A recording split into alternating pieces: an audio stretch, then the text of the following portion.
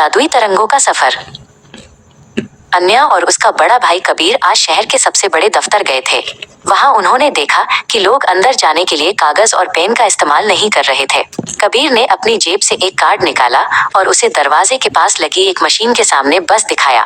Tin की आवाज आई और दरवाजा अपने आप खुल गया। अन्या हैरान थी कि बिना छुए दरवाजा कैसे खुला। जब वे घर लौट रहे थे तो उनकी कार एक बड़े पुल टोल ब्रिज से गुजरी। यहाँ गाड़ियों की लंबी कतार नहीं थी। कबीर ने बताया, अन्या, यहाँ ब्लिंक टेक्नोलॉजी का जादू चल रहा है।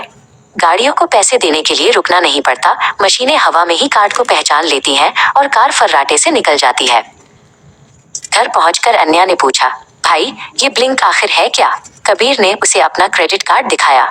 उसने समझाया कि पुराने कार्ड्स के पीछे एक काली पट्टी मैग्नेटिक स्ट्रिप होती थी जिसे मशीन में रगड़ना पड़ता था।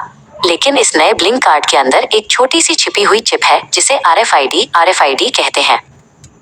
कबीर ने बताया कि RFID का मतलब है रेडियो फ्रीक्वेंसी आइडेंटिफिकेशन। ये एक ऐसी तकनीक है जिसमें रेडियो तरंगों का इस्तेमाल होता है। ये चिप बहुत छोटी होती है, लेकिन इसमें तुम्हारी सारी जरूरी जानकारी डिजिटल रूप में सुरक्षित रहती है। तो क्या ये चिप मशीन से बातें करती है? अन्या ने हंसते हुए पूछा।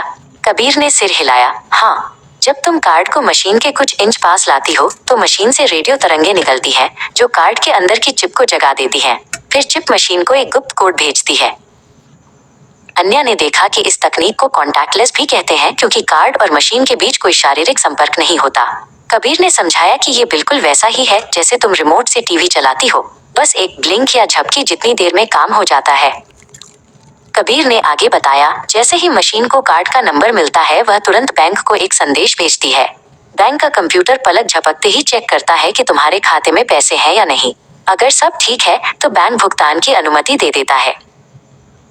लेकिन भाई, क्या ये सुरक्षित है? अन्या ने चिंता जताई। कबीर ने उसे शांत करते हुए कहा, बिल्कुल, इसमें तुम्हें अपना कार्ड किसी अजनबी को देने की जरूरत नहीं पड़ती। कार्ड हमेशा तुम्हारे हाथ में रहता है, इसलिए इसके चोरी होने या गलत इस्तेमाल होने का खतरा कम हो जाता है। कबीर ने बताया कि यूरोप और एशिया के कई देशों में ये तकनीक बहुत पहले से चल रही है। इससे खरीदारी करना बहुत आसान और तेज हो गया है। अब तुम्हें लंबी लाइनों में लगकर रसीद पर साइन करने या पिन डालने के इंतजार की जरूरत नहीं पड़ती। अन्या अब समझ गई थी कि छोटी सी चिप में कितनी बड़ी शक्ति छिपी है। उसने कबीर से कहा, ये ब्लिंक टेक्नोलॉजी तो भविष्य की जादुई छड़ी है। कबीर मुस्कुराया और बोला, हाँ अन्या, विज्ञान हमारी दुनिया को हर दिन और भी आसान और तेज बना रहा है।